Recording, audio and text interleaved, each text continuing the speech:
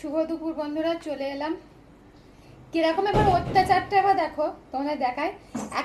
বেলা 12টার সময় হাটে গেছে, দিয়ে দুনিয়ার কিনে নিয়ে এসে দেখো শাক ওইখানে ঝুলছে, এখানে দেখো বেগুন, মূলো, আলু, কচু, যা পেরেছে, সজনে ফুল, যা পেরেছে চারটি কিনে নিয়ে এসে এইভাবে ছড়ানো আছে, ব্যাগের ভেতরে আছে। এখন খুলতে বাগাতে কিচ্ছু পারিনি।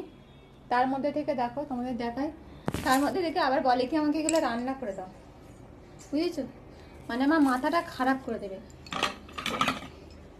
এই যে সজনে ফুল আলু ভাজা, এটা বলেছে খাবো, করে দিতে হবে। এটা হচ্ছে সেই ঘাস শাক, তেওড়া শাক, কি খায় আমি জানি না, এনেছে, সেটা ভাজা হয়েছে। আবার বলছে কি আমাকে শুক্তো করে দাও, শুক্তো খাবো। আর দেখো এক বাটি শুক্তো, তুমি কত খাও আমি দেখবো। এই যে এক বাটি শুক্তো করেছি, আর ঝোল ঝোল রেখেছিলাম, শুকনো হয়ে গেছে। আর তার সঙ্গে আবার কি এনেছি জানো? খাসির মাংস। খাসির মাংস নিয়ে এসেছে, বলছে খাসির মাংসটাও রান্না করে দেবো। আমি তাই করে দিচ্ছি, এক কড়াই করেছি, খাও, কত খাবে। তাহলে মানুষে এগুলো অত্যাচার নয়? যারা বলে সংসারে তার মধ্যে থেকে আমি আজকে ঘর গুছোচ্ছিলাম। চলো মাংসটা, মানে চালগুলো পোকা লেগে গেছে, সেইগুলোও তো আমাকে দেখতে হবে, বুঝেছো? চলো ছেলেকে ভাতটা দিই, 2:30 বেজে গেছে, আর পারছি না আমি।